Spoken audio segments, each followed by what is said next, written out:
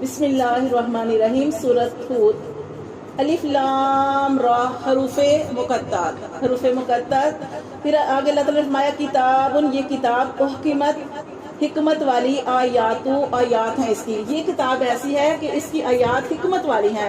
ثم پھر فصلت، پھر تفصیل بیان کی گئی ہے ان آیات کی. من لدن، اس کی طرف سے. کس کی طرف سے؟ اللہ تبارک و تعالیٰ کی طرف سے. یعنی آپ دیکھیں کہ کھول کھول کر ہمیں بتایا گیا ہے. حکیم خبیر، اس حکمت والے باخبر کی طرف سے.